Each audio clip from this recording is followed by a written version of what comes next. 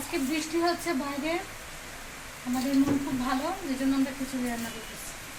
আপনাদের সবাইকে খিচুড়ি খাওয়ার জন্য আমাদের বাসায় আমন্ত্রণ।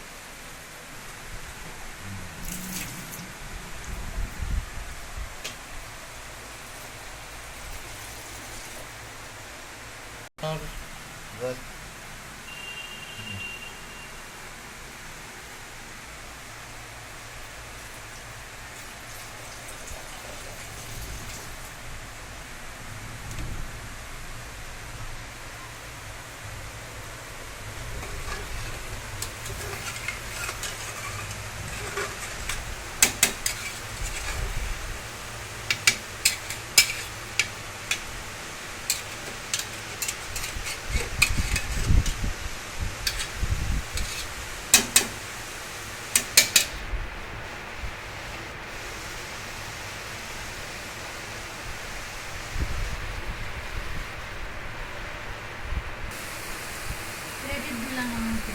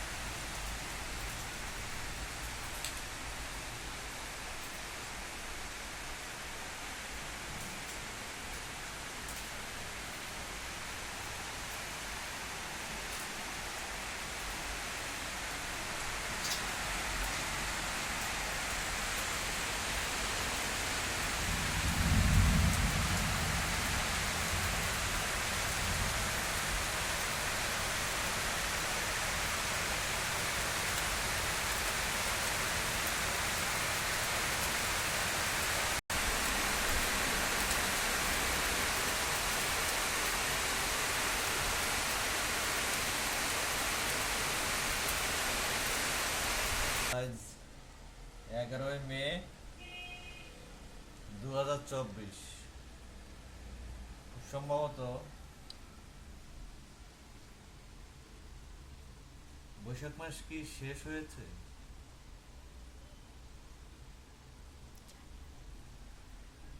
ঈদ হয়েছিল কবে জানি? ঈদ হয়েছে 15-16 তারিখের দিকে। বৈশাখ মাস 1 মাস, জ্যৈষ্ঠ মাস পড়বে। যাই হোক, জ্যৈষ্ঠ মাসের আজকে 12 তারিখ, মানে বৈশাখ মাসের আজকে 27 তারিখের মতো হবে। 11 তারিখ, 15 দিনের ডিফারেন্স থাকে বাংলা এবং ইংরেজি মাসের। খুব সম্ভবত বৈশাখের 27 তারিখে এর মতো হবে। তো যাই হোক, আজকে সকাল থেকে প্রচণ্ড বৃষ্টি, মেঘ পশ্চিম আকাশ জুড়ে, এবং বৃষ্টিটা ভোর থেকেই শুরু হচ্ছে। বৃষ্টি হওয়ার প্রেক্ষাপটটা তৈরি হওয়ার মতো একটা পরিবেশ।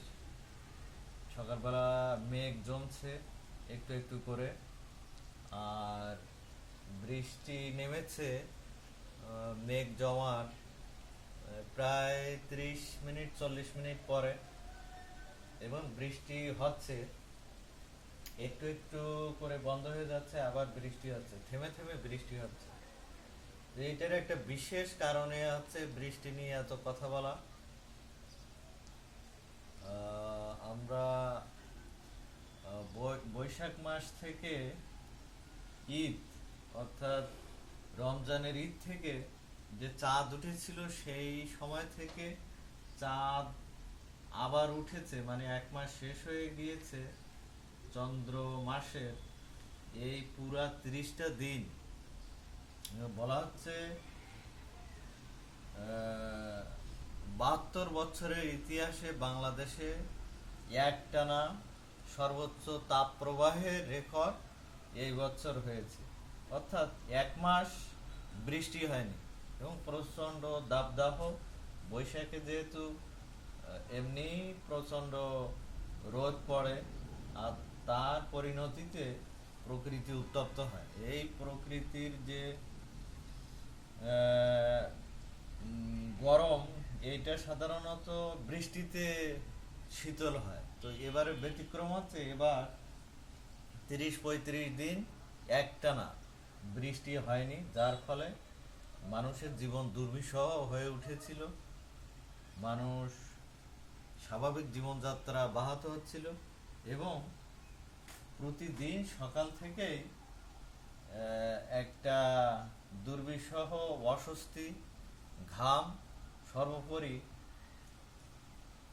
অতিরিক্ত তাপমাত্রায় মানুষের যে অস্বস্তি, সেইটা ছেয়ে গিয়েছিল, এবং দিনের পর দিন মানুষ এইটা অনুভব করতে করতে জনজীবন দুর্বিষহ হয়ে উঠেছিল। শারীরিক অসুস্থতা যেমন ডায়রিয়া, কলেরা, বিভিন্ন চর্মরোগ, আর বিশেষ করে যারা শ্রমজীবী মানুষ, বাইরে কাজ করে যারা, তারা আসলে কাজ করতেই পারে না। আমাদের জানা অনেকেই বাড়ির কাজ টাজ করছে, তো শ্রমিকেরা এই সময় কাজটা করতে চাচ্ছিল না, এমন একটা খবর আমরা জানি। আর আমরা অফিস আদালতে যাওয়ার ক্ষেত্রে প্রচণ্ড যন্ত্রণার শিকার হয়েছি। আর একটা মজার বিষয়, আমাদের আবহাওয়া অধিদপ্তর এ সময় ভাইরাল হয়ে গিয়েছে, কারণ মানুষের একটু প্রত্যাশা ছিল যে কবে তারা একটা ভালো একটা আশা দিবে, যে বৃষ্টির একটা সম্ভাবনা আছে। এই খবরটা পাওয়ার আশায় সবসময় মানুষ টিভি ইন্টারনেটের পানে চেয়েছিল যে কবে বৃষ্টি আসবে। তো যাই হোক, শেষ পর্যন্ত সেই বৃষ্টি এসেছে। মাঠ ঘাট প্রান্তর চৌচির হয়ে গিয়েছিল, তারা সিক্ত হয়েছে। মানুষের যে জীবন, সেটা আবার স্বাভাবিকতায় ফিরে এসেছে।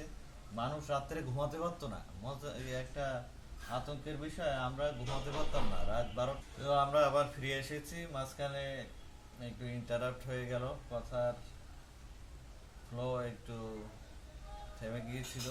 যাই হোক, তো আমাদের ব্যক্তিগত অনুভূতি, আমরা রাত্রে ঘুমাতে পারতাম না।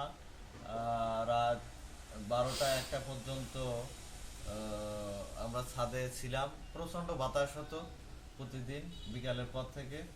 তো ছাদে থাকতাম এই জন্যে যে রাত্রে যদি আমরা সন্ধ্যা 8টা 9টা 10টা 11টা 12টা 1টা পর্যন্ত বেজে যেত, যে আমাদের যে বিছানাটা সেটা শীতল হওয়ার জন্য।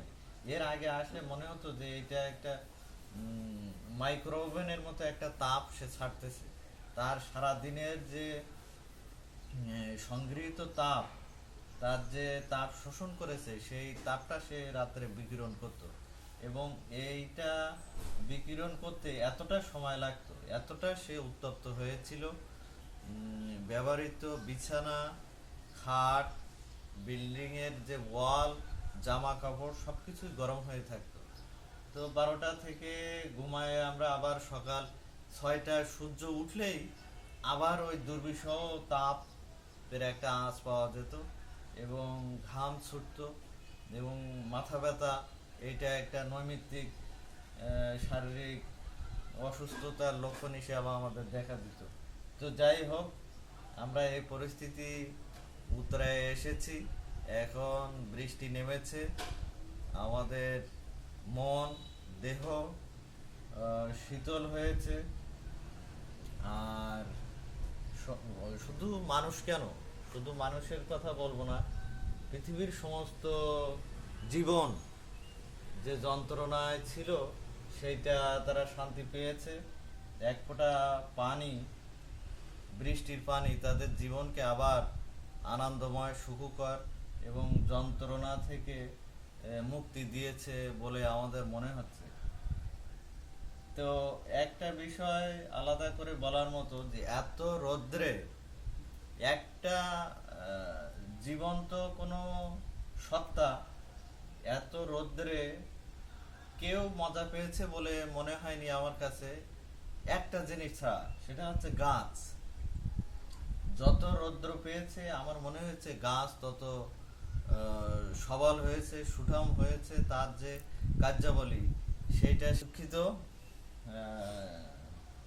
সাময়িক অসুবিধার জন্য। তো গাছের যে চেহারা, এটা কিভাবে আমি বুঝলাম, তাদের পাতা দেখবেন, পাতা তাদের যে সবুজ, তার যে প্রগাঢ়তা, তার যে দৈহিক সৌষ্ঠব, সেটা বৃদ্ধি পেয়েছে। এটা লতা থেকে শুরু করে গুল্ম বৃক্ষ, সব ধরনের বৃক্ষেই এটা, সব ধরনের গাছে এটা পরিলক্ষিত হয়েছে আমার কাছে। তো গাছ উন্মুখ হয়েছিল এই রৌদ্রের জন্য, তাদের জন্য এটা প্রয়োজন। হয়তো দীর্ঘস্থায়ীভাবে মানুষের জীবনের জন্য বা এই অঞ্চলে বেঁচে থাকা প্রাণীকুলের জন্য এই গরমের প্রয়োজন। আমার মনে হচ্ছে আপনার বক্তৃতা খুব দীর্ঘায়িত হয়ে যাচ্ছে, দর্শক তো যাই শ্রোতা হোক, আসলে এটা শুনতে যাচ্ছে না বেশিক্ষণ। কিছু বিষয় না বললেই নয়, দীর্ঘায়িত হওয়ারই বিষয়।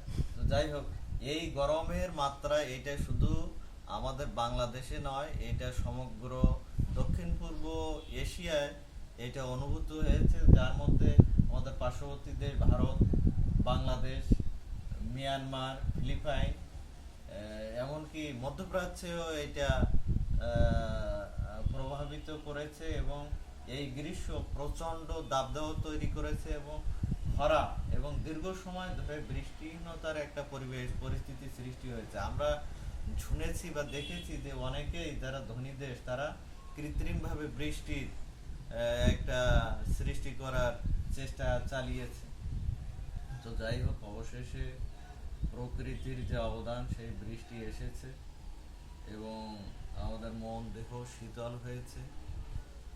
আর প্রকৃতি মায়ের যে অন্তরাত্মা, সেইটা আবার তার রূপ, সৌন্দর্য, গন্ধে পরিপূর্ণ হয়ে ফুটে উঠবে, তার ফুল ফসল ফলে ভরে দিবে, সেটা আমাদের আকাঙ্ক্ষা। সামনে জ্যৈষ্ঠ মাস, জ্যৈষ্ঠ মাসে আম, কাঁঠাল, লিচু, তাল, এগুলো দিয়েই গ্রীষ্ম আমাদেরকে আবার তার যে কষ্ট দিয়েছিল সেটা আবার আনন্দে ভরে তুলবে বলে আমি আশা করছি। ধন্যবাদ সবাই।